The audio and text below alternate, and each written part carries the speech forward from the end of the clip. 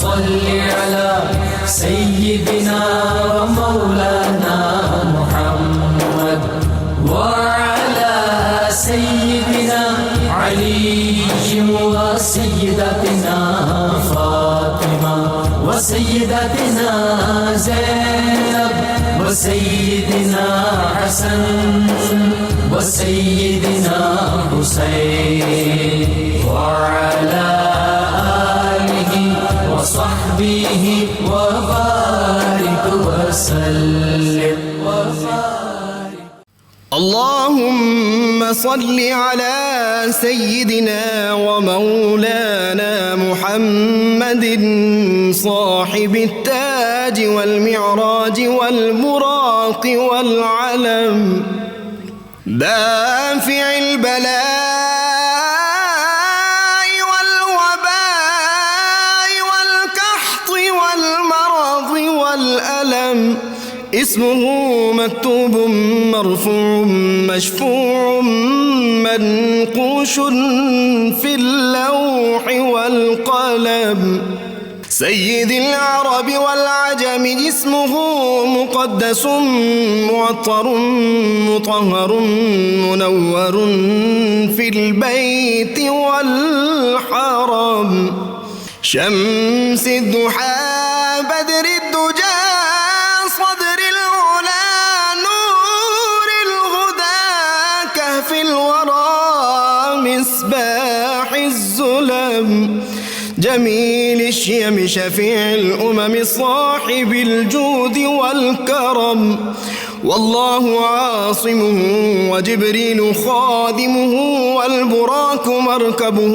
والمعراج سفره وفوق سدرة المنتهى مقامه وقاب قوسين مطلوبه والمطلوب مقصوده والمقصود موجود سيد المرسلين خاتم النبيين شفيع المذنبين أنيس الغريبين رحمة للعالمين راحة العاشقين مراد المشتاقين شمس العارفين سراج السالكين مصباح المقربين محب الفقراء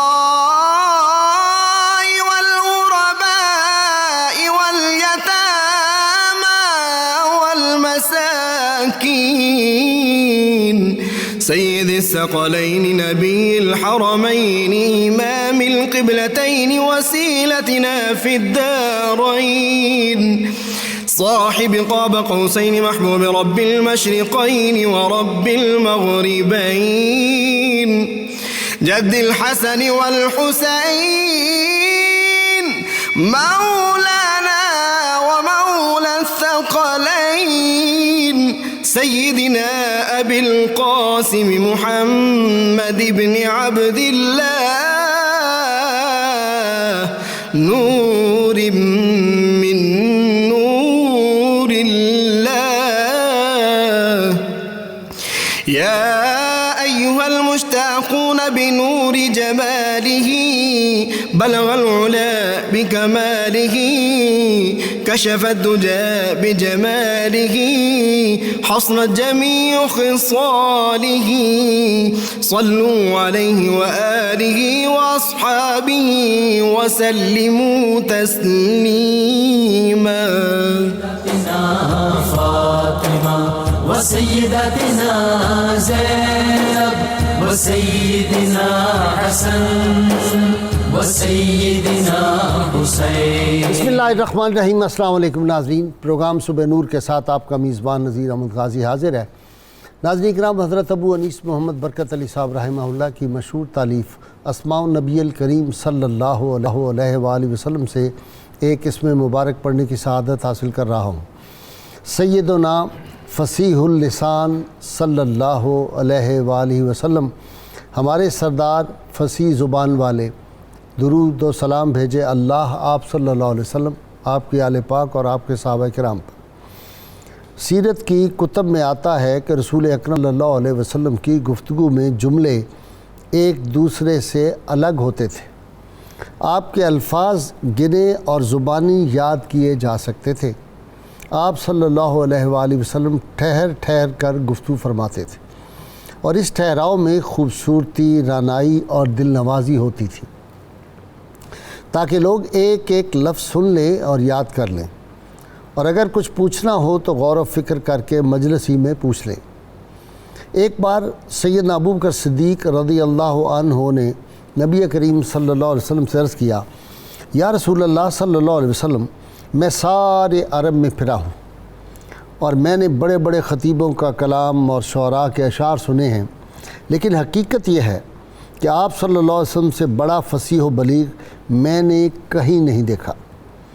تو نبی کریم صلی اللہ علیہ وسلم نے ارشاد فرمایا، میرے فصیح ترین ہونے میں کیا چیز رکاوٹ ہو سکتی ہے، جبکہ میں قریش کا فرد فرید اور رکن رکین ہوں، اور میں نے اپنا بچپن بنو سعد کی آغوش میں گزارا ہے۔ ناظرین کرام، تاریخ عالم اس بات کی گواہ ہے کہ جس طرح کے جانثار اور فداکار رحمت کونین صلی اللہ علیہ وسلم کو میسر آئے، دنیا کی تاریخ میں نہ تو انبیاء کی تاریخ میں ایسے فداکار کسی نبی کو میسر آئے، کسی رسول کو میسر آئے، نہ دنیا کے کسی بادشاہ، کسی شہنشاہ، کسی لیڈر، کسی رہنما کو ایسے میسر آئے۔ صحابہ کرام نے اپنی حیات کا ہر لمحہ رسول اللہ صلی اللہ علیہ وسلم پر قربان کیا ہے، اور صحابہ کرام کا یہ معمول اور یہ ان کی سیرتوں کو پڑھ کے بات سامنے آتی ہے کہ خون کے رشتوں پر بھی انہوں نے رسول اللہ صلی اللہ علیہ وسلم کی محبت پر اپنے خون کے رشتے قربان کر دیے۔ میں صرف اشارے کرتا چلوں گا، سیدنا صدیق اکبر رضی اللہ تعالیٰ عنہ نے اپنے والد ابی قحافہ کو تھپڑ مار دیا تھا جب انہوں نے رسول اللہ صلی اللہ علیہ وسلم کی بابت کوئی ادب سے گرا ہوا لفظ کہا تھا۔ بیٹے عبد الرحمن کو کہہ دیا تھا کہ بدر میں اگر تو میری تلوار کے نیچے آتا تو اللہ کی قسم میں تمہارا سر تن سے جدا کر دیتا۔ اسی طرح ہم دیکھتے ہیں کہ جناب سیدنا عمر فاروق رضی اللہ تعالیٰ عنہ نے حضور صلی اللہ علیہ وسلم کے دشمنوں میں سگا ماموں آس تھا، اس کو خود جہنم رسید کیا تھا۔ مصعب بن عمیر کے سگے بھائی عبید بن عمیر جو تھے، ان کو خود انہوں نے قتل کیا تھا، کیونکہ رسول اللہ صلی اللہ علیہ وسلم کے جو دشمنوں میں کھڑے تھے۔ اپنے بھائی عزیز بن عمیر کی مشکیں خود کسوائی تھی پاس کھڑے ہو کے، وہ قیدی تھے بدر کے۔ اسی طرح حضرت ابو حذیفہ رضی اللہ تعالیٰ عنہ کا باپ عتبہ، بھائی ولید اور چچا شیبہ جو تھے، وہ بھی ان کے سامنے جو تھے تہتے کیے گئے اور جہنم رسید کیے گئے۔ اسی طرح ہمیں نظر آتا ہے نبی عالمین صلی اللہ علیہ وسلم کا عظیم عاشق، عظیم فداکار، عظیم جانثار، اللہ تعالیٰ نے جس کو شجاعت، دلیری، دلاوری، بہادری، یہ سب چیزیں عطا کی تھی، ان کے ساتھ ساتھ اس انتظامی صلاحیتیں بھی بلا کی عطا کی تھی، اور محتسب ان کو مقرر کیا، اور رسول اللہ صلی اللہ علیہ وسلم کے دور میں ان کو بڑے انتظامی معاملات سپرد کیے گئے۔ سیدنا صدیق اکبر نے ان کو انتظامی معاملات سپرد کیے، جناب سیدنا عمر فاروق رضی اللہ تعالیٰ کیے، اور ایسا دیانتدار اور ایسی مثالیں قائم کر گئے کہ دنیا میں جس کی نظیر نہیں ملتی۔ آج اس عظیم عاشق رسول کا، اس فداکار کا، محمد بن مسلمہ رضی اللہ تعالیٰ عنہ، یہ وہ صحابی رسول ہیں کہ حضور سید عالمین صلی اللہ علیہ وسلم کے خلاف ایک عرب کا بڑا بدبخت جس کا نام تھا کعب بن اشرف، یہ عرب کا بہت بڑا شاعر تھا، اور اس کی شعر کا یہ عالم تھا کہ لوگ اس کو شاعر الشعراء کہا کرتے تھے۔ عرب کے لوگ بہت امیر کبیر، دولت اور محال تھے، بہت بڑے قلعے میں رہتا تھا، اور جب بدر میں کفار مکہ کو ذلت امیز شکست ہوئی تھی تو یہ ہر وقت اس آگ میں جلتا تھا، اور یہ مکہ میں گیا، 40 آدمی ساتھ لے کے گیا، وہاں جا کے اس نے ایسے پردرد مرثیے لکھے جو کفار کے بڑے بڑے سردار قتل ہوئے تھے، ان کی فیملیز ماتم بپا کر دیا۔ سارے مکہ میں خواتین جو تھیں وہ ماتم کرتی تھیں، روتی تھیں، چیختی تھیں، اور پھر ابو سفیان کی قیادت میں سب نے جا کے حرم مکہ میں کعبہ کا پردہ پکڑ کر قسم کھائی تھی کہ ہم مسلمانوں کو تباہ و برباد کریں گے، ہم مدینہ پہ حملہ کریں گے اور مسلمانوں کو تکلیف پہنچائیں گے۔ پھر اس نے ایک سازش یہ کی کہ حضور سید عالمین صلی اللہ علیہ وسلم کو شہید کروانے کے لیے اس نے 2-3 مواقع پہ ایک پلان تیار کیا، لیکن اللہ کریم نے اپنے محبوب صلی اللہ علیہ وسلم کی حفاظت فرمائی۔ تو رحمت کونین صلی اللہ علیہ وسلم جب اس کی سازشیں حد سے بڑی ہوئی دیکھی تو پھر آپ نے فرمایا کہ کون ہے جو اس اذیت کو مجھ سے دور کرے۔ تو سب سے پہلے جو اٹھ کے کھڑے ہوئے وہ یہ عظیم عاشق رسول، آج کے ہمارے ممدوح جانثار رسول حضرت محمد بن مسلمہ رضی اللہ تعالیٰ عنہ کھڑے ہوئے اور کہا یا رسول اللہ صلی اللہ علیہ وسلم میں اپنی خدمات پیش کرتا ہوں۔ اور 4 ساتھیوں کو لے کر جس وقت یہ گئے، اور یہ کون تھا محمد بن مسلمہ کہ یہ جو کعب بن اشرف تھا سگا ماموں تھا ان کا رشتے میں۔ تو ہم یہ دیکھتے ہیں کہ یہ ایک طرف، اور ایک نام اور میں یہاں نہ لوں تو زیادتی ہو جائے گی، عبداللہ بن عتیق رضی اللہ تعالیٰ عنہ، جنہوں نے بہت بڑے گستاخ رسول ابو رافع کو بھی جہنم رسید کیا تھا، وہ بھی بہت بڑے قلعے کے اندر رہتا تھا۔ یہ وہاں پہ گئے اپنے 4 ساتھیوں کے ساتھ، یہ 5 گئے اور جا کے پھر کعب بن اشرف، وہ تفصیل آج میرے اسکالر بتائیں گے کہ کس طرح پھر اس کو اس کے قلعے سے رات کو نکالا، خوشبوؤں میں بسا ہوا، اپنے آپ کو بہت بڑا جو تھا وہ اب اسکالر اس دور کا کہتا تھا، اپنے آپ کو شاعر کہتا تھا، سب سے بڑا امیر تھا، سب سے بڑا سردار، اپنے آپ کو بڑا بہادر اور بڑا سازشی کہتا تھا۔ پھر کس طرح اس کی گردن تن سے جدا کر کے اور اس کی گردن لا کے حضور صلی اللہ علیہ وسلم کے قدمین پاک میں پھینک دی تھی، اور آپ صلی اللہ علیہ وسلم پھر ان صحابہ کو کیا دعا دی تھی، اللہ تمہارے چہروں کو روشن رکھے۔ ناظرین کرام، ان کے چہرے بھی روشن، ان کی یادیں بھی روشن۔ آج 14.25 صدیاں ہو گئی ہیں، اور یہ اسوہ تھا صحابہ کرام کا، جس کی وجہ سے 14.25 صدیوں میں اس امت نے، اور یہ امت باقی اس لیے ہے کہ اس نے ناموس رسالت صلی اللہ علیہ وسلم کی حفاظت کی ہے، ہر حال میں اپنے خون سے، اپنی جانوں سے، اپنے مالوں سے، اپنی اولادوں سے۔ یہی وجہ تھی کہ احد میں جب اطلاع ملی کہ خاتون کو کہا جاتا ہے تمہارا باپ شہید ہو گیا، بیٹا شہید ہو گیا، بھائی شہید ہو گیا، خامد شہید ہو گیا، وہ کہتی کوئی پرواہ نہیں، رسول اللہ صلی اللہ علیہ وسلم خیریت سے ہیں، ان کے نثار کوئی کیسے ہی رنج میں ہو، جب یاد آ گئے ہیں سب غم بھلا دی ہیں۔ اللہم صلی علی سیدنا و مولانا محمد وعلی سیدنا علی و سیدتنا فاطمہ و سیدتنا زینب و سیدنا حسن و سیدنا حسین وعلی آلہ وصحبہ وبارک وسلم۔ اللہم صلی علی سیدنا و مولانا محمد وعلی سیدنا علی و سیدتنا فاطمہ و سیدتنا زینب و سیدنا حسن و سیدنا حسین وعلی آلہ وصحبہ وبارک وسلم۔ جی علامہ صاحب آپ سے ابتدا کر رہا ہوں، حضرت محمد بن مسلمہ رضی اللہ تعالیٰ۔ بسم اللہ الرحمن الرحیم۔ غازی صاحب، ہر قوم اپنے مستقبل کو تابناک بنانے کے لیے ماضی کے جھروکوں میں جھانکتی ہے، اور ماضی کے جھروکوں میں جھانک کے عروج و زوال کا انالیسز کرتی ہے، تجزیہ کرتی ہے۔ امت مسلمہ نے بھی اگر یہ اپنے ماضی کے جھروکوں میں جھانکے تو انہیں ایک بنیادی اور اساسی نقطہ نظر آئے گا، اپنے عروج کا بھی اور اپنے زوال کا بھی۔ امت مسلمہ کے عروج و زوال کا ایک ہی بنیادی اور اساسی نقطہ ہے، اور وہ ہے ذات مصطفیٰ کریم علیہ السلام سے ربط اور تعلق۔ جتنا ربط اور تعلق ذات مصطفیٰ کریم علیہ السلام سے گہرا ہوگا، آپ دیکھتے چلے جائیے جن کا تعلق گہرا رہا اور اس پر عمل درآمد کرتے رہے، کاربند رہے، عروج ان کا مقدر بنا۔ جو ہم مصطفیٰ سے دور ہوتے چلے گئے، نتیجہ کیا نکلا کہ زوال جو ہے اس کی وہ ہم سے قریب تر آتا چلا گیا۔ میں صحابہ کی حیات طیبہ کو دیکھتا ہوں تو مجھے محمد بن مسلمہ رضی اللہ تعالی عنہ مجھے تاریخ اسلام کی پیشانی پر جھومر کی طرح چمکتے نظر آتے ہیں۔ ایک تابندہ ستارے آپ ان کی حیات کا کوئی بھی گوشہ لے لیجئے، کسی بھی اسٹیٹ کو سموتھلی اس کی رننگ کے لیے بنیادی جو 2 چیزیں ہیں، ایک اکاؤنٹیبلٹی اور ایک فائنینس، یہ میجر پلرز ہیں۔ اگر اکاؤنٹیبلٹی کا نظام ٹھیک رہے گا، فائنینس کا نظام ٹھیک رہے گا، تو اسٹیٹ کی رننگ سموتھ رہے گی، اور جب دونوں میں خامی آئے گی تو خرابی ہوگی۔ محمد بن مسلمہ رضی اللہ تعالیٰ عنہ وہ صحابی رسول ہیں جو دونوں کے کلیدی عہدوں پر فائز رہے ہیں۔ آپ کی مراد یہ ہے کہ خزانہ عامرہ کے ساتھ جو لوگ گڑبڑ کرتے ہیں تو پھر وہ حکومت جو ہے وہ خلافت سے یزیدیت بن جاتی ہے۔ بالکل صحیح فرمایا آپ نے، صحیح انالیسس فرمایا۔ اور آپ دیکھیے کہ ہر دور میں یہ ہمیشہ فائنینس کی بھی نگرانی کرتے رہے، خزانوں کی بھی نگرانی کرتے رہے، کلیکشن بھی کرتے رہے، اکاؤنٹیبلٹی ہر دور میں انہوں نے اکاؤنٹیبلٹی فرمائی، دور فاروقی ہو، دور صدیقی ہو، اور دور عثمانی ہو، اور کمال کی انہوں نے اکاؤنٹیبلٹی فرمائی۔ اچھا جی ڈاکٹر تنولی صاحب، ایک بات میں بہت دفعہ کہہ چکا ہوں میڈیا پہ بھی اور ویسے بھی اپنے جہاں گیا ہوں دنیا میں،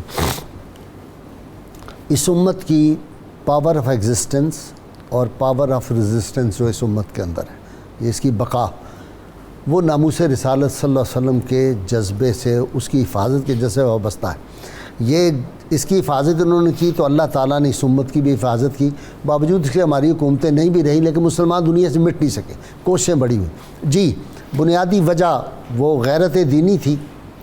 جی بھائی صاحب، عرض یہ ہے کہ جس نقطے کی طرف آپ نے اشارہ فرمایا، دیکھیں اسلام جو ہے وہ ایک نظام حیات لے کے آیا، ایک ایسا ویلیوز کا سسٹم لے کے آیا جس کے لیے انسانیت نسلوں سے صدیوں سے جد و جہد کر رہی تھی، اور انبیاء کرام یہی تعلیم لے کے آ رہے تھے۔ اچھا، وہ جو آئیڈیل سوسائٹی تھی وہ مدینہ کے اندر آپ صلی اللہ علیہ وسلم نے قائم فرما دی۔ ٹھیک، جب وہ آئیڈیل سوسائٹی بھائی صاحب اسٹیبلش ہو گئی تو اب اس کے خلاف ریزسٹنس شروع ہو گئی، ٹھیک، مزاحمت شروع ہو گئی۔ ٹھیک، حالانکہ معاہدہ ہو گیا تھا۔ اچھا، اب جو ریزسٹنس شروع ہوئی بھائی صاحب، اس کے پیچھے بہت سارے اسباب تھے، سوشل ریزنز بھی تھیں، مالیاتی ریزنز بھی تھیں، اسٹیٹس کے ایشوز بھی تھے، پولیٹیکل ایشوز بھی تھے، حسد بھی تھا، ہر طرح کی چیزیں تھیں۔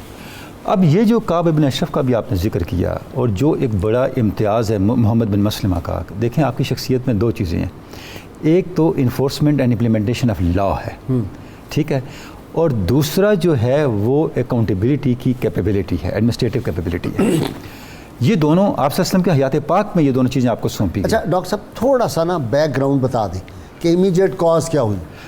ایک تو ہوئی نا بدر والی، ایک وہ جو عورت گئی تھی یہودی کی۔ ایسا میں اس طرف جا رہا ہوں، ہمیں یہ نہیں بھولنا چاہیے، ہوتا پتہ کیا ہے کہ بہت ساری باتیں ہماری نگاہوں سے اوجھل ہوتی ہیں، وہ چیزیں اوریجنیٹ کہاں سے ہوتی ہیں۔ جس وقت ریاست مدینہ قائم ہو گئی، اچھا اس پہ ڈاکٹر حمید اللہ صاحب کی بڑی ریسرچ ہے، ٹھیک، انہوں نے بڑی تحقیق کے بعد یہ چیز سامنے لے کے آئے، اور ان کا ہم یہاں ضرور نام لیں گے، نبی کا نظام حکمرانی، ضرور ان کا یہاں نام لیں گے، ان کی یاد تازہ کریں گے۔ انہوں نے بڑی ریسرچ کے بعد یہ لکھا کہ مدینہ میں 3 قبیلے تھے، بنو قینقاع، بنو نذیر اور بنو قریظہ۔ اچھا، یہ جو بنو قینقاع تھے یہ بہت امیر لوگ تھے، یہ سونے کا کاروبار کرتے تھے اور سود پہ لوگوں کو پیسے دیتے تھے، یعنی آپ یہ کہہ سکتے ہیں کہ اس زمانے کے بینکار تھے۔ اچھا، یہ جو بنو نذیر تھے یہ نخلستانوں کے مالک تھے، ٹھیک، زراعت ان کا پیشہ تھا، اور یہ بھی بڑے معزز تھے، اور کعب بن اشرف کا تعلق اس قبیلے سے تھا۔ جو تیسرا تھا بنو قریظہ، وہ چمار تھے، وہ جوتے وغیرہ اس طرح کا کام کرنا، اور وہ جنگجو تھے۔ اچھا، جو کلاس ہے نا، اس کی ڈسٹریبیوشن، کنفلکٹ اور طبقاتی تقسیم، وہ اس طرح کی تھی کہ بنو قینقاع اور بنو نذیر کی نسبت اگر خدا نہ خاصہ کو قتل ہو جائے تو بنو قریظہ کا خون بہا، بلڈ منی ہاف ہوتی تھی۔ اچھا، آپ صلی اللہ علیہ وسلم نے آ کے برابر کر دی، ٹھیک، جس طرح میں نے اشارہ کیا کہ ایک آئیڈیل سوسائٹی جیسی برابر کی تو اس سے ان کا جو احساس نخوت اور احساس بڑھتی تھا وہ متاثر ہوا، اور کعب بن اشرف کا آغاز یہاں سے ہوا دشمنی کا۔ اچھا، اس نے اسلام کی ویلیوز کو اپنے سوشل سٹیٹس کے خلاف ایک چیلنج سمجھا، ٹھیک۔ اچھا، آگے پھر جیسی چیزیں چلتی چلی گئیں تو وہ پھر بڑھتی چلی گئیں۔ جب غزوہ بدر ہوا اور ان کی توقعات پہ پانی پھیر گیا کہ یہ تو مضبوط ہوتے جا رہے ہیں، اور اگر یہ اسی طرح چلتے گئے تو ہمارا جو لائف سٹائل ہے اس کے لیے ایک چیلنج بن جائے گا، جو نظام ہم لے کے چل رہے ہیں اپنی برتری کا، اپنی کلاس سسٹم، وہ پھر سروائیو نہیں کرے گا۔ اچھا، اب بدر کے بعد منظر ہی بدل گیا، یعنی وہی چیزیں جو پہلے سوشل لیول پہ اسٹیبلش ہو رہی تھیں، وہی چیزیں جو پہلے دعوتی سطح پہ اسٹیبلش ہو رہی تھی، اب ریاستی سطح پہ اسٹیبلش ہونے کا ان کا معنی پیدا ہو گئے۔ ٹھیک، بہت اعلیٰ بات۔ اچھا، دائیں بائیں سب طرف اس کا ایک ایسا امپیکٹ گیا کہ اب اس کے نفوذ، اسلام کے پینیٹریٹ کرنے کو، نفوذ کرنے کی جس کو آپ کہتے ہیں مومنٹم ہی بدل گیا۔ اب اس نے کیا کیا، مایوس ہو کے اب وہ مکہ گیا، ٹھیک، وہاں جا کے اس نے کمپین شروع کی. بھائی صاحب آج ہم جب کہتے ہیں نا اس نے قصیدے لکھے، ہم سمجھ نہیں سکتے اس کا مطلب کیا ہے. یہ اب مت کہ انہوں نے قصیدے لکھے، اس نے وہاں کمپین چلائی، پروپیگنڈا کمپین. وہ اس زمانے کے جو شعراء ہوتے تھے وہ سمجھے کہ آپ کے پروپیگنڈسٹ ہوتے تھے، جی ایسے ہی، جس طرح آج کل کے انفارمیشن منسٹر ہیں، بالکل ٹھیک، یا آپ کی ریاستی ترجمان ہوتے ہیں، وہ اپنے قبیلوں کے ریاستی ترجمان ہوتے تھے اور وہ ایک ماؤتھ پیس ہوتے تھے. اور جس وقت شاعر بات کرتا تھا تو وہ شاعر کی شاعری نہیں ہوتی تھی، ایک کسی مشاعر کا میسج ہوتا تھا بڑا، وہ پیچھے پورے قبیلے اور قوم کی آواز اور اس کا معافی ضمیر ہوتا تھا جس کو وہ الفاظ کے پیرائے دے کے بیان کر رہا ہوتا اور جذبوں سے کھیلتے بھی تھے وہ. تو ظاہر ہے اس کا امپیکٹ اتنا زیادہ تھا، وہ آگ لگا دیتے تھے. اچھا اس نے وہاں جا کے جب فضا بنائی، اب یہ کیا تھا، یہ فی الاصل غازی صاحب اس معاہدے کی خلاف ورزی تھی جو معاہدہ میثاق مدینہ کی صورت میں ہو چکا تھا. ٹھیک. اچھا اب دیکھیں اس معاہدے میں طے یہ پایا تھا کہ ہمارا ان تمام مدینے کے قبیلوں کے ساتھ کیا تعلق ہوگا. تعلق یہ ہوگا کہ ریاست مدینہ انہی قبیلوں اور انہی افراد کی حفاظت کا ذمہ لے گی جو اس معاہدے کی پیروی کرے گا اور اس معاہدے کا پابند رہے گا. پابند ہو. جو کوئی اس معاہدے کو توڑے گا، دیکھیں الفاظ ہیں ریاست مدینہ کے اور میثاق مدینہ کو، الا من ظلم وعاصم فانه لا یطع الا نفسه واهل بیته، جو بھی اس معاہدے کو توڑے گا، قانون شکنی کرے گا، اس کا انجام اسے اور اس کے اہل خانہ اور خاندان اور قبیلے کو بھگتنا پڑے گا. ٹھیک. یہ طے تھا.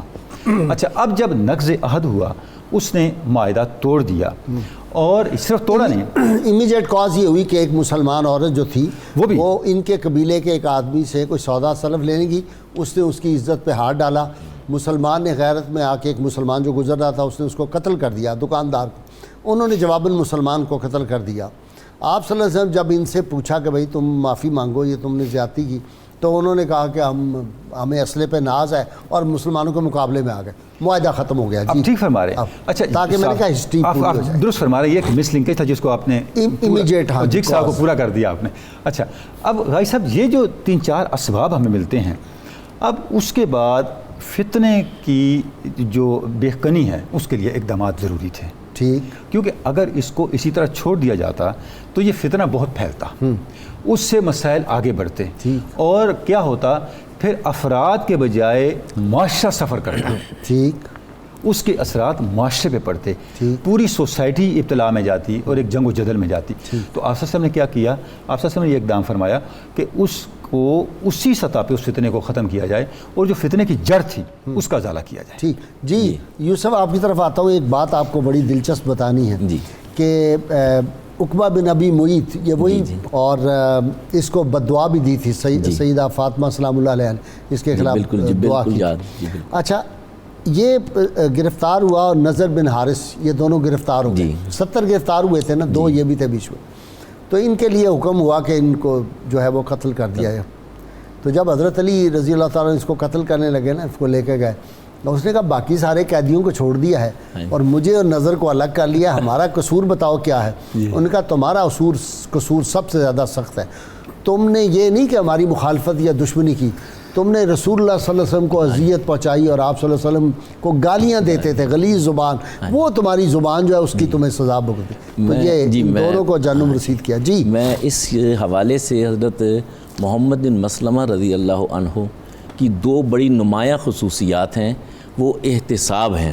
ٹھیک ہے. وہ ناموس رسالت آپ صلی اللہ علیہ وسلم کے بھی محتسب ہیں، اور وہ ریاست کے مالی معاملات اور انتظامی معاملات کے بھی محتسب ہیں. یہ 2 خوبیاں ان کی بہت نمایاں ہیں. اور اسی پس منظر میں آپ کعب بن اشرف کو دیکھتے ہیں، اسی پس منظر میں اور دیگر احباب کو دیکھتے ہیں، کیونکہ حضور صلی اللہ علیہ وسلم کا فرمان تھا اذ اللہ و رسولہ، کہ کعب بن اشرف نے اللہ اور اس کے رسول کو اذیت پہنچائی ہے. قرآن میں بڑا واضح لکھا ہے کہ ناموس رسالت ان الذین یؤذون اللہ ورسولہ لعنہم اللہ فی الدنیا والآخرہ. قرآن کی اتھارٹی ہے. تو اگر ہم دیکھیں خلافت راشدہ کے حوالے سے بھی، اور یہ شخصیت جو ہیں یہ نمایاں ترین شخصیت ہیں.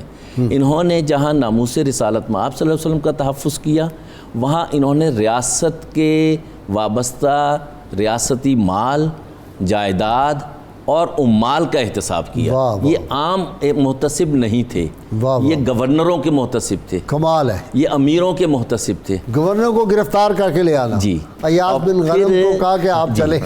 جبکہ یعنی جوڈیشل سسٹم موجود تھا. اب ریاستی امور میں کیا آتے ہیں, اگر مثلاً ان حضرت عمر فاروق رضی اللہ عنہ کے زمانہ تھا تو پتہ چلا کہ بھی اول تو تمام صحابہ کرام جو ہیں رضی اللہ عنہم و رضوا عنہ کہ اللہ ان سے خوش اور یہ ان سے خوش, اس لیے ان میں ہمیں تنقیص و کا کوئی ہمیں حق حاصل نہیں ہے. مگر یہ کہ عشرہ مبشرہ وہ افراد ہیں جن کا کی نوید اللہ کے رسول صلی اللہ علیہ وسلم نے خود جنت کی دی ہے. جنت کی دی. اب ان میں سے ایک گورنر جو ہے اس کے بارے میں اطلاع ملی کہ گھر جو ہے پختہ بنا لیا ہے, گھر سے پہلے لابی بنا لی ہے, عوام کو یہ شکایت ہے کہ ہم بلاتے ہیں تو آواز دیر سے پہنچتی ہے. ٹھیک, اور دربان بھی رکھ لیا. دربان دوسرے نے رکھا ہاں, تھا, دوسرے نے. وہ یعنی نرم لباس پہنتا تھا, باریک نفیس لباس. اب وہ کہ بھئی جب حضرت عمر فاروق رضی اللہ عنہ کے زمانے میں جب یہ اطلاع پہنچی, شکایت پہنچی, تو تحقیق کے لیے بھیجا گیا. تحقیق کے لیے یہ اسراف نہیں ہوتا تھا کہ جی لاکھوں کروڑوں روپیہ تحقیق کے لیے جا رہا ہے. گئے, مسجد میں بیٹھے, معاملہ سنا, اور جا کر حضرت عمر فاروق رضی اللہ عنہ نے فرمایا تھا کہ وہ راہداری, وہ لابی, وہ گرا دو. انہوں نے کوئی شکایت نہیں کی, جو حکم ہے حاکم کا وہ قبول ہے, آگ لگا دیجیے. آگ لگا دی. آئے. اور دوسرا فرمایا کہ اس کا سبب یہ ہے. پھر یہ کہ جیسے ابھی آپ نے کہا کہ بھئی وہ دربان رکھ لیا ہے, نرم لباس پہن لیا ہے. اچھا, وہاں تو بہت وہ دلچسپ ہوئی. جی. انہوں نے کہا کہ let me change the clothes. ہاں جی. مجھے انہوں نے کہا اجازت نہیں, دے. گورنر کہہ رہا ہے جی کہ جناب بالکل. مجھے کپڑے بدل. ہاں انہوں نے جی. کہا نہیں نہیں, حکم یہی ہے کہ اسی کپڑوں میں, ہاں اسی جی. وقت پکڑا ہے. جی. اور پکڑ اور کے پھر تیسرا جو واقعہ ہے وہ یہ تھا کہ گورنری کے دوران یہ احساس ہوا کہ انہوں نے مال بنایا ہے, مال ریاست کا ہے, اور کرائسس کے وقت تو افراد کا جو مال ہے وہ بھی ریاست کا حصہ بن جاتا ہے, کیونکہ وہ پھر انفرادی نہیں رہتا. اگر آپ کے محلے میں غریب ہے تو آپ کا امیر بن کے رہنا بھی جرم ہے, کیونکہ ریاست کی ذمہ داری ہے. یہ ریاست کے محافظ تھے. انہوں نے جب مال کی خبر سنی تو حضرت عمر فاروق رضی اللہ عنہ نے انہیں بھیجا اور کہا کہ آپ جا کے سارا مال دیکھیں, اور اگر آپ کو زیادتی محسوس ہوتی ہے جتنا چاہیں سارا چاہیں وہ آپ بحق سرکار ضبط کر لیں. اور وہ ویسا ہی کیا, انہوں نے جو چیز لی کوئی ریزسٹنس نہیں ہوئی.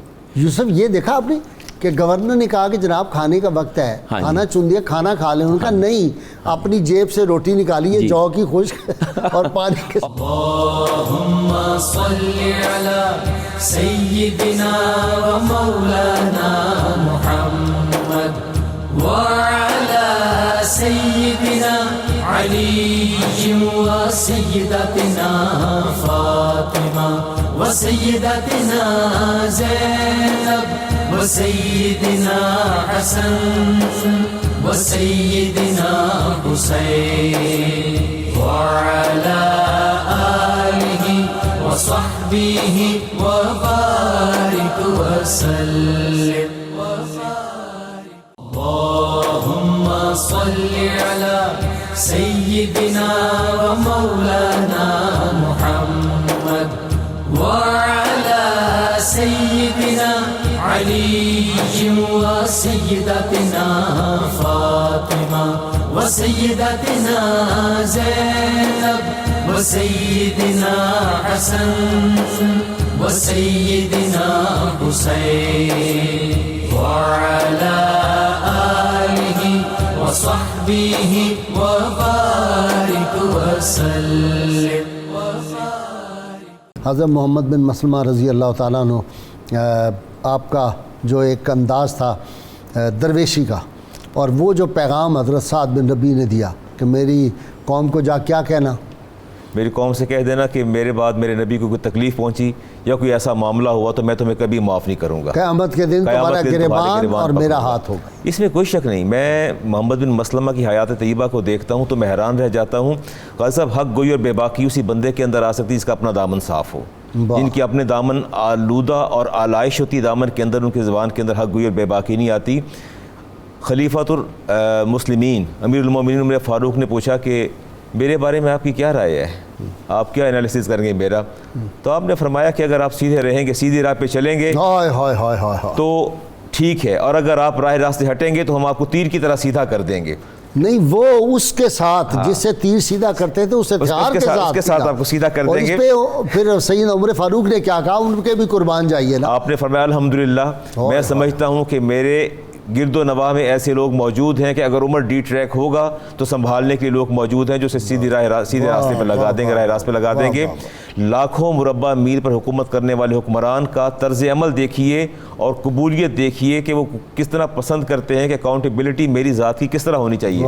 فرمایا کہ میرے لیے بات خوش آئند ہے اور مجھے اس بات سے تسکین ہوئی ہے۔ ڈاکٹر طلولی، ایک بات ہے، اب یہ بزرگ ہستیاں ہم نے پڑھی ہوئی ہیں، بعض اوقات لوگوں کو ہمارے رویے یا میرے الفاظ یا میری گفتگو سے بعض لوگ جو ہیں ان کے چہرے شکن آلود ہوتے ہیں۔ اب بتاؤ یہ کیا کریں، ہم نے یہ لوگ پڑھے ہوئے ہیں۔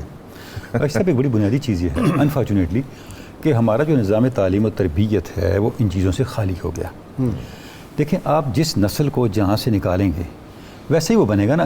محمد بن مسلمہ نے بڑا حکمت آمیز بیان ارشاد فرمایا کہ ہے امیر المومنین، ہم آپ کو اس اوزار سے ٹھیک کر دیں گے جس سے تیر ٹھیک کیے جاتے ہیں۔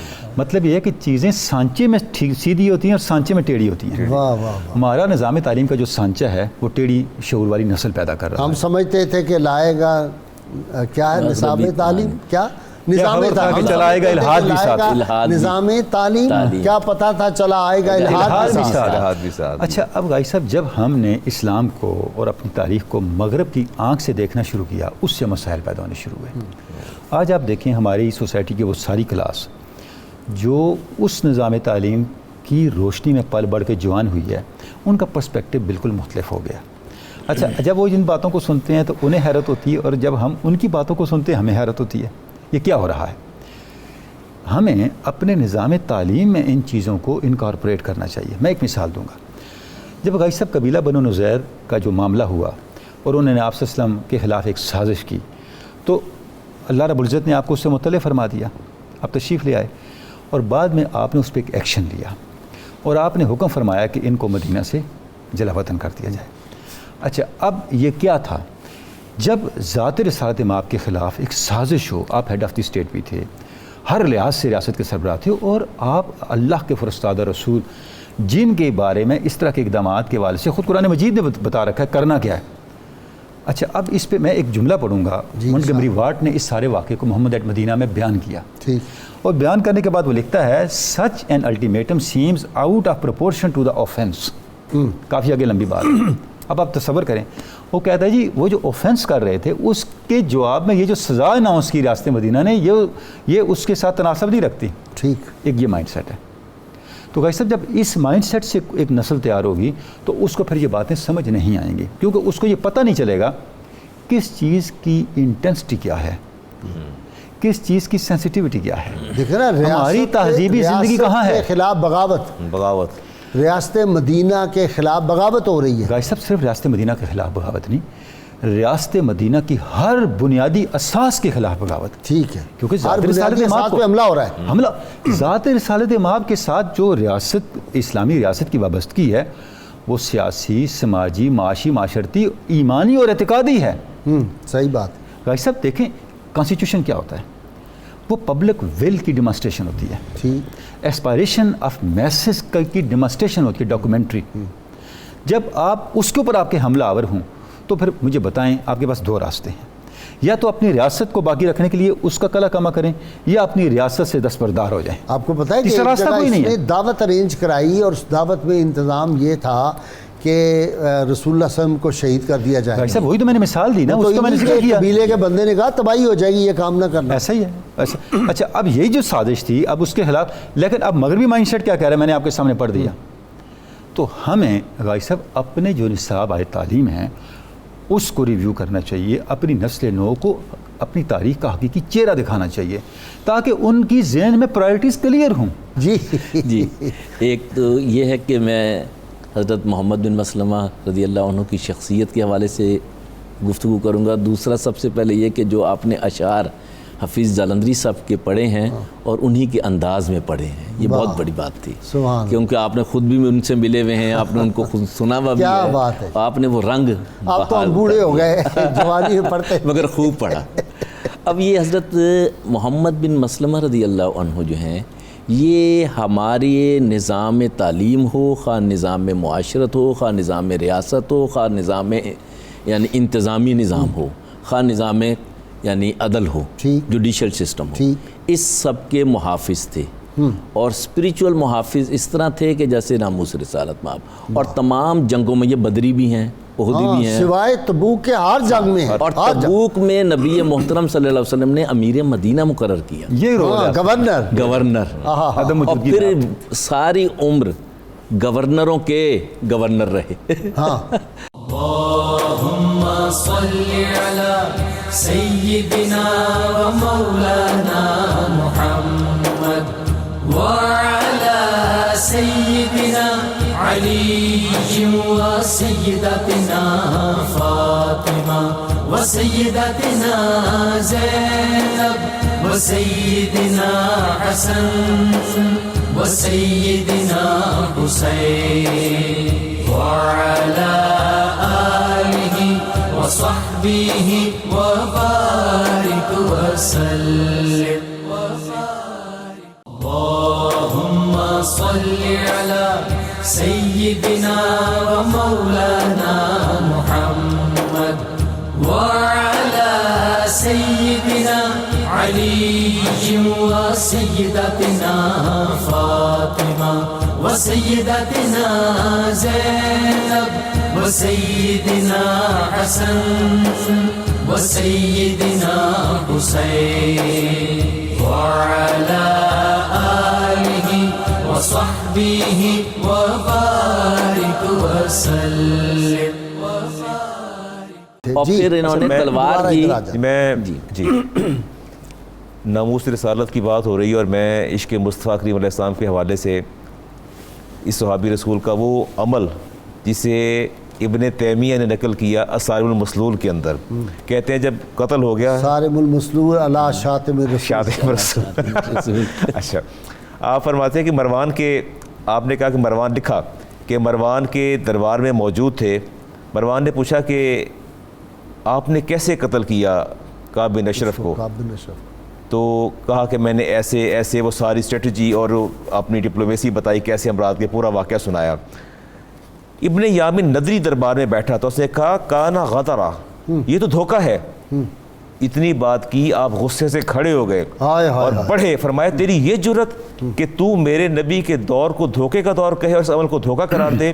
فرمایا مروان تیرے دربار کے اندر آج میرے نبی کی جانب دھوکے کی نسبت کی گئی, خدا کی قسم میں زندہ رہا نہ تجھے چھوڑوں گا نہ سے چھوڑوں گا, اور آج کے بعد تو اور میں کسی ایک چھت کے تلے جمع نہیں ہوں گے سوائے مسجد نبوی کے اندر. اور اس کے بعد ابن یامین ندری ہمیشہ گھبراتا ڈرتا رہا, باہر نہیں نکلتا تھا. میں تو جتنا مرضی بچ رہے, جب میرے ہاتھوں میں آئے گا تو چھوڑوں گا نہیں. جنت البقیع میں یہ جنازہ پڑھ رہے تھے بقیع کے اندر, آپ نے دیکھا یہ سامنے کھڑا تھا, جنازہ چھوڑ کے چھڑی پکڑی اور اس کو پے در پہ وار کرنے مارنا شروع کرتے, خوب مارا. لوگ کہ ہوا کیا, کہتے اس سے میرے نبی کی طرف دھوکے کی نسبت کی سے میرے زندہ نہیں چھوڑنا, اور اگر آج میرے ہاتھ میں تلوار ہوتی تو میں آج اس کا سر قلم کر دیتا. اقبال نے کہا تھا زمانہ عقل کو سمجھا ہے مشعل راہ, کسی خبر کے جنوبی ہے صاحب ادراک. آپ نے جنازہ چھوڑا اور اس پر پے در پہ وار کی اور کہا کہ مجھے تلوار لا کے تو آج اس کا میں سر قلم کر دوں گا. اس کی جرت اتنی کیسے ہوئی کہ اس نے میرے نبی کے جانب دھوکے کی نسبت کی. اتنی محبت اور اتنا عشق تھا کہ اپنے نبی کی جانب ناموس کا یہ تحفظ تھا کہ لفظ بھی گوارا نہیں تھے کہ ایسا لفظ بھی میرے نبی کے ذات کے لیے استعمال کر لیا جائے. بھائی دیکھیں نا کہ سیدنا عباس سے پوچھا کہ آپ کی عمر بڑی ہے یا رسول اللہ صلی اللہ علیہ وسلم کی؟ ان کا پیدائش میری پہلے ہوئی ہے, بڑے رسول اللہ صلی اللہ علیہ وسلم. ایسا ہی ہے بالکل. سیدنا صدیق اکبر جو نماز سے مصلی چھوڑ کے پیچھے آ گئے, یعنی صحابہ کرام نے جو ادب کیے ہیں آپ صلی اللہ, دیکھیں نا جس ممبر پہ آپ خطبہ مبارک دیتے تھے وہاں نہیں سیدنا صدیق اکبر بیٹھے, جہاں وہ بیٹھے تھے وہاں سیدنا عمر فاروق نہیں بیٹھے. اسلام کا جو دین ہے یہ تو ادب کا نام ہے نا, اور صحابہ کرام میں جو ادب ہے وہ تو پھر کمال تھا. ویسے اس میں کوئی شک نہیں, قرآن مجید نے جو ذات رسالت مآب صلی اللہ علیہ وسلم کا ادب بتایا, اس کا آغاز ہی یہاں سے ہوتا ہے کہ آپ کی باڈی لینگویج کیا ہے, آپ کے الفاظ کا انتخاب کیا ہے, آپ کے لہجے کا انداز کیا ہے. دیکھیں فرمایا کہ اپنی آواز اونچی نہ کرو, یہ لفظ استعمال نہ کرو، کیونکہ آپ کی شخصیت کا اور تعلق کا اظہار یہاں سے ہوتا ہے نا. تو وہیں پر سے ڈسپلن کا آغاز کر دیا کہ آپ نے الفاظ کا انتخاب بھی سوچ سمجھ کے کرنا ہے. آپ نے اپنے لہجے کو بھی آپ وسلم کے سامنے آپ کی اتباع میں رکھنا ہے، صحیح، آپ کے سامنے ماتحتی میں رکھنا ہے. تو اس کے بعد پھر اعمال کا اور اگلا معاملہ آتا ہے، پھر سسٹم، ساری چیز بعد میں آتی ہیں. تو دوسری بات یہ ہے کہ آپ صلی اللہ علیہ وسلم کے حیات پاک کے اندر کوئی ایسا عمل ہے ہی نہیں. یعنی ادب تو اپنی جگہ، وہ یہ ایک حقیقت ہے کہ عدل تو ہے ہی حضور کے زمانے میں، نظام تو ہے ہی حضور کے زمانے میں، ساری دنیا کو نظام وہیں سے ملا ہے. اسی اس سے پہلے کیا تھا؟ اسی معاملے کو اگر ہم دیکھ لیں، اسی معاملے کو اگر ہم دیکھ لیں تو اس پہ جب یہ اعتراضات ہوئے، اور جس سے میں نے واٹ کا حوالہ دیا، ولیم میور نے بھی لکھا کہ کعب ابن اشرف ابو رافع کو جو ہے وہ دھوکے میں مارا گیا. تو حمید اللہ صاحب نے اس پہ ریسرچ کی. آپ وہاں تشریف لے گئے مدینہ میں، اور کم و بیش 25 سال لگائے اس بات پہ. مدینہ طیبہ کا اس زمانے کا سارا جغرافیہ آئیڈینٹیفائی کیا، اور یہ اس چیز کو بتایا کہ جو مدینہ تھا کن کن نخلستانوں پر مشتمل تھا، اور اس کو یثرب کہتے تھے. اور جو مدینہ تو رسول تھا، جہاں پہ کعب ابن اشرف رہتا تھا، وہ نخلستان مدینہ تو رسول سے باہر تھا. جب باہر تھا، اب اس نے وہاں پہ جب گستاخی کی اور سارے معاملات کیے، وہ اپنے قبیلے کا سربراہ بھی تھا. اب گویا head of the state to head of the state conflict تھا. ٹھیک، آج کسی ریاست کا سربراہ کسی دوسری ریاست کے سربراہ اور اس ریاست کے خلاف سازش کرے تو ریاست کیا کرتی ہے؟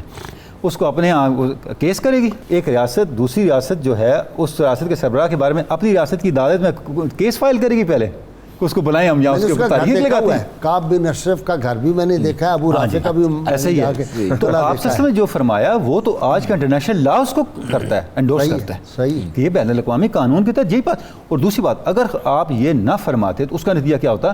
پھر قبیلہ ٹو قبیلہ جنگ ہوتی، ریاست تو ریاست دوسرے الفاظ میں جنگ ہوتی، جیسے ہم پہلے ذکر کر چکے ہیں. اس سے زیادہ فتنہ پھیلتا. تو آپ سب کا اقدام تو ہر لحاظ سے قانون کے دائرے کے اندر تھا، اور کسی سطح پہ غازی صاحب آپ اس کو کر نہیں سکتے. دیکھیں، آپ کا مدینہ طیبہ تشریف لے جانا اہل مدینہ کی دعوت پہ تھا. ٹھیک، یعنی شروع بات کہاں سے ہوتی ہے؟ آج ساری دنیا پبلک ویل پہ کھڑی ہے، تو آپ سے مدینہ شریف تشریف کیوں لے گئے؟ ٹھیک، یعنی آپ ڈیوائن پلان کو سائڈ پہ رکھیں. اہل مدینہ 3 سال سے آپ سے ریکویسٹ کر رہے ہیں جی، آپ تشریف لیں، اور پھر وعدہ کر رہے ہیں کہ ہم آپ کی حفاظت اس طرح کریں گے. اب یہ پبلک ول ہے بھائی، ان کی پبلک، آپ اس کو کہاں رکھیں گے؟ نہیں، پلس یہ جو قبائل ہیں انہوں نے ایگری کیا ہے نا معاہدے کے ساتھ، یہ اس کے سگنیچرز ہیں. اور اگلی بات یہ، جب ریاست مدینہ قائم ہو گئی تو وہ سارے کے سارے لوگ ایک ٹریٹی میں آ گئے. ہاں جی، اب اس ٹریٹی، اب یہاں تو ڈبل ٹرپل جو ہے نا وہ وائلیشن ہوئی، اس ٹریٹی کی وائلیشن ہوئی، پھر ریاست ٹو ریاست کنفلکٹ پیدا ہوا، پھر سازشیں ہوئیں. اب دیکھیں وہ فنڈنگ کر رہے تھے. اب جو غزوہ احزاب ہوا اس کی ساری فنڈنگ کس نے کی؟ اسی نے کی. تو سارا آپ کے سامنے ہے. تو اب یہ اتنے مسائل ہو رہے ہیں، اب آپ کیا کہہ رہے ہیں؟ اب آپ بیٹھے رہیں، یعنی ریاست مدینہ کی خدا نہ خاصہ جڑیں کھیڑ کے رکھ دیں، وہ کچھ نہیں ہے. اور اگر آپ کو اقدام لے تو کہتے ہیں اس کی پروپورشن میں نہیں ہے. جی، بہت شکریہ آپ کا، آپ تینوں مہمانوں کا بہت شکریہ. کتاب الشفا سے نسخہ جی، موتیا جو آنکھوں میں آ جاتا ہے اس کا علاج ہے. ہر نماز کے بعد 11 مرتبہ الحی القیوم الحق النور پڑھ کر 8 انگلیوں کے پوروں پر دم کر کے آنکھوں پر پھیرنے سے موتیا ختم ہو جاتا ہے. یہ جو 4 اور 4 8 انگلیاں. حضرت محمد بن مسلمہ رضی اللہ تعالیٰ عنہ فرماتے ہیں، مجھ سے رسول اللہ صلی اللہ علیہ وسلم کا دور مبارک میں ہونے والی جنگوں کے بارے میں پوچھو، کیونکہ کوئی جنگ ایسی نہیں ہے کہ مجھے جس میں شریک ہونے کی سعادت نہ ملی ہو یا مجھے اس کے متعلق معلوم نہ ہو.